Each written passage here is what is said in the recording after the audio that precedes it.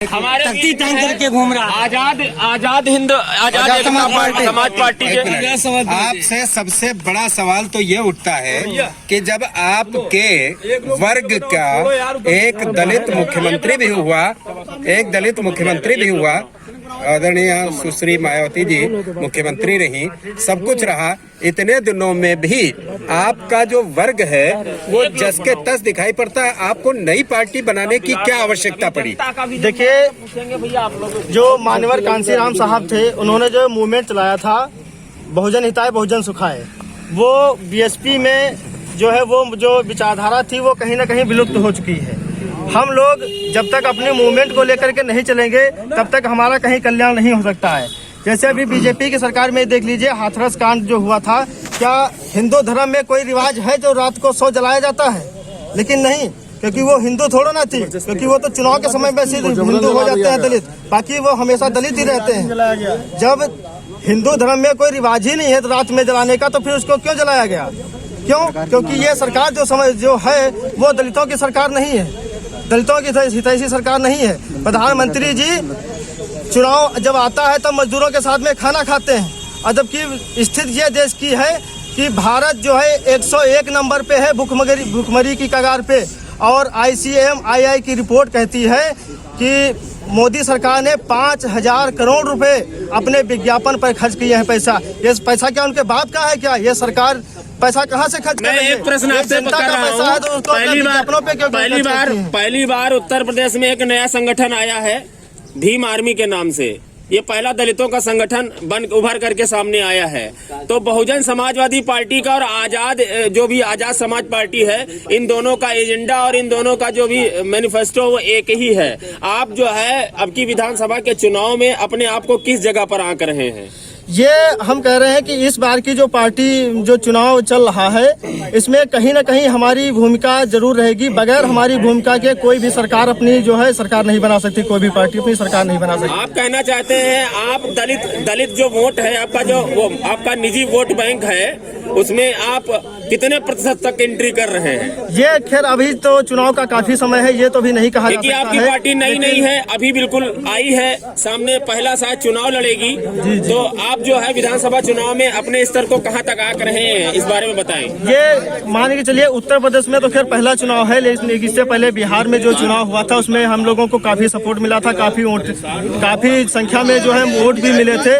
तो प्रयास ये है कि हम सभी लोग अपने जो है काम की वजह से जो है अपनी राजनीति में आ रहे हैं, जो हम लोगों बराबर क्षेत्र में काम कर रहे हैं।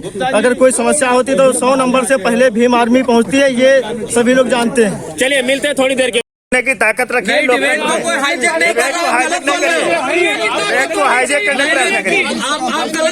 मचाने से सच नहीं चुकता है, और मचाने से सच नहीं चुकता है, और मचाने से सच नहीं चुकेगा। अच्छा, किसानों की जो है, किसानों के लिए जो हम बिल लाए थे वो हम नेक नियत से लाए थे, किसानों के हित के लिए लाए थे। हमने क्लास टू क्लास, मेरी बात सुनिए, हमने क्लास टू क्लास किसान संगठनों के साथ, उनके प्रतिनिधियों के साथ 27 राउंड वार्ता की। कोई हमारी पार्टी पे आरोप नहीं लगा सकता कि हम ये बिल जबरदस्ती लाए थे। हम सदन में जब बिल लाए तब किसी पार्टी ने खड़े होकर वहां विरोध नहीं किया, और जब उसका इम्प्लीमेंट, सुनिए मेरी बात, जब उसका इम्प्लीमेंटेशन होने लगा तो जैसे किसान वहां इकट्ठा होने लगे अपनी राजनीति चमकाने के लिए, वहां राजनीतिक दल सिंघू बॉर्डर पे वहां इकट्ठा होने लगे। मैं पूछना चाहता हूँ राकेश टिकैत जी से, उनका प्रिंट मीडिया में दिया हुआ बयान जो अखबार में छपा, उन्होंने कहा कि मेरे दिवंगत पिताजी की आज आत्मा उस स्वर्ग में प्रसन्न हो रही होगी कि उन्होंने जो हम इस पार्टी ने, हमारी भारतीय जनता पार्टी किसानों के लिए क्या किया है, ये आप बताएंगे क्या किया है? हाँ, 700 किसान वहाँ पर मरे हैं सिंधु बॉर्डर पर। बिल्कुल सही कह रहे हैं। और वहाँ पे बिल्कुल गए, एक बार हम भी गए, 3 दिन रुके थे। आप 3 दिन रुके हैं सिंधु बॉर्डर पे? जी। क्या हुआ था आपके साथ? हैं? और वहाँ पानी छिड़काओ, ये कीड़े लगवाओ, किसान कहीं जा न पाए, ये सब आरोप था वहाँ पर राकेश टिकैत के ऊपर कि वो सैक्स रैकेट चलाते हैं। क्या सही था क्या? नहीं। और ये भी एक सबसे बड़ा आरोप लगा कि वहाँ पर देश विरोधी नारे लगवाए गए, खालिस्तान जिंदाबाद। ना देश विरोधी नारे कभी लगे नहीं।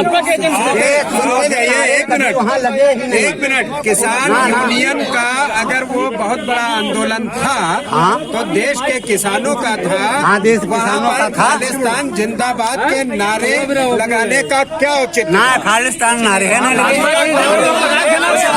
मैं माननीय प्रधानमंत्री जी से पूछना चाहता हूं, जो लखीमपुर में किसानों पर देश के गृह राज्य मंत्री आदरणीय अजय मिश्रा टेनी के पुत्र आशीष मोनू ने जो जीप चढ़ा दी, वो अजय मिश्रा टेनी के नाम जीप है, उसका बीमा भी नहीं है। ये गृह राज्य मंत्री को कब करेंगे, हटाएंगे गृह राज्य मंत्री पद से? एसआईटी ने जांच में कह दिया तो आप सब पत्रकारों ने देखा होगा, पत्रकारों को भी टेनी ने धक्का मार के पीछे करने का काम किया। जब पत्रकारों को भी अपमानित कर रहे हैं ये गृह राज्य मंत्री जैसा, जो जिनके कंधों पर देश की सुरक्षा का दायित्व है, वो पत्रकारों को धक्का मार रहे हैं। उनका बेटा किसानों पर जीप चढ़ा रहा है, जीप का बीमा नहीं है। मैं पूछना चाहता हूं आपके माध्यम से माननीय प्रधानमंत्री जी से, जब आप किसानों के हितैषी हैं, उनके 3 काले कानूनों को वापस ले रहे हैं, तो गृह राज्य मंत्री को क्यों नहीं हटा रहे हैं? गृह राज्य मंत्री 120B में दोषी पाए गए हैं, उन पर मुकदमा लिखकर उन्हें जेल कब भेजा जाएगा? आपके माध्यम से मैं पूछना चाहता हूं। अभी माननीय प्रधानमंत्री जी ने उनको बुलाया और आदरणीय रक्षा मंत्री राजनाथ सिंह जी जब सीतापुर में आए तो गृह राज्य मंत्री मंच साझा कर रहे हैं, किसानों को भी बेइज्जत कर रहे हैं, उनकी हत्या करा रहे हैं अपने बेटे से, पत्रकारों का उत्पीड़न कर रहे हैं, बेइज्जत कर रहे हैं सरेआम। ऐसे गृह राज्य मंत्री, ऐसे लोगों को भारतीय जनता पार्टी की सरकार संरक्षण दे रही है। ये किसानों के हितैषी कभी नहीं हो सकते, केवल समाजवादी लोग किसानों के हितैषी हो सकते हैं। भारतीय जनता पार्टी अभी तक आपकी पार्टी ने टेनी महाराज के ऊपर कौन सी कार्रवाई की? प्रसपा का आरोप है, बताइए आप। माननीय हमारे प्रसपा के जिला साल पहले, चाहे वो बहू हो चाहे लड़कियां हो, जो स्कूल जाने से डर रही थी, जो गांव-गांव में चारों तरफ से दंगाई थे, कोई भी कार्यक्रम होता था हर जगह दंगे होते थे। 5 साल में कहीं भी कोई दंगा नहीं हुआ, 5 साल में कहीं भी कोई दंगा नहीं हुआ। जितने माफिया हैं सब माफिया जेल के अंदर हैं, या तो ऊपर चल गए या प्रदेश के बाहर है। कहीं भी कोई टैक्स नहीं लिया जा रहा है, न ठेकों के नाम पे, सभी नाम पे माफिया लोग टैक्स लेते थे और माफियाओं का कब्जा था, चाहे वो दो विभाग हो। चलिए क्या कहना है की जोड़ी किस कदर बैठेगी और कहां तक चलेगी? एकदम फिट बैठेगी और बड़ी लंबी चलेगी। इससे पहले भी तो रही है। नहीं रही है तो साथ में रहे हैं। और अभी जैसे कि अध्यक्ष जी ने बताया कि उनके जो मतभेद हैं वो राजनीतिक पटल कहीं इधर भी हुई होगी उधर भी हुई होगी। इससे भारतीय जनता पार्टी के जो है उन्होंने 16 लोगों के साथ गठबंधन करके सरकार चला रहे हैं, लेकिन वो बात सिर्फ अपनी ही कहना चाहते हैं और उनका घर परिवार किन्हीं कारणों बस अलग हुआ होगा, लेकिन उनके मतभेद कभी नहीं हुए। अच्छा, नाम तो समाजवादी पार्टी है लेकिन पूरे परिवार के लोग राजनीति कर रहे हैं, ऐसा क्या है समाजवादी पार्टी? नहीं, ये तो उनका जज्बा है जनता की सेवा करने के लिए। वो कोई बैंक थोड़ा चला रहे हैं। उन्होंने उनके घर में उनकी बहू भी जनता समाज की सेवा करना चाहती है, उनकी बेटी भी समाज की सेवा करना चाहती है, उनके पिता भी समाज की सेवा करना चाहते हैं। और ये जज्बा जिस परिवार में वो परिवार आ गया है, ये तो सेवा की बात है, इसीलिए मनुष्य का धर्म। अब की विधानसभा के चुनाव में जो समाजवादी पार्टी है वो अपने आप को किस स्थान पर मान रही है? बिल्कुल पहले स्थान पर मान रही है और हम समाजवादी पार्टी में 350 सीटें लेकर सरकार बनाएंगे। बहुत बहुत धन्यवाद। आइए मिलते हैं भारतीय जनता पार्टी के समर्थक से। एक बात, भारतीय जनता पार्टी के ये जो है हमारे बीच में, ये हमारे बीच में बैठे हैं। भाई साहब अपना नाम बताइए। आपका पद क्या है भारतीय जनता पार्टी में? प्रभारी। आप हमारे बीच में भारतीय जनता पार्टी के मीडिया प्रभारी है। समाजवादी पार्टी और प्रसपा के लोगों का कहना है कि भारतीय जनता पार्टी ने अभी तक कोई विकास कार्य नहीं कराए हैं और किसानों के साथ धोखा किया है। आप इस पर प्रकाश डालें। देखिए, समाजवादी पार्टी हो चाहे कांग्रेस हो चाहे बहुजन समाज पार्टी हो चाहे प्रसपा हो, हम देश के अंदर भारतीय जनता पार्टी ने जो विकास किया है वो देश में दिखाई पड़ रहा है।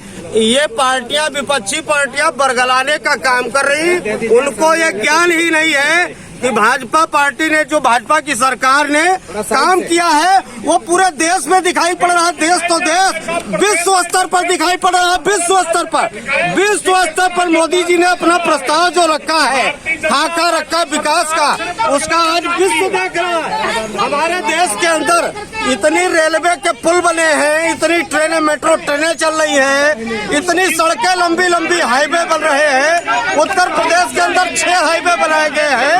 तुम्हारे मछरेटा में सड़क का चौड़ीकरण भाजपा की देन है, जो आज सड़क चौड़ीकरण चल रहा है। ये आपने के 2017 में अभी चुनाव में यही मछरेटा में बोर्ड लगा था, वोट नहीं तो रोड नहीं।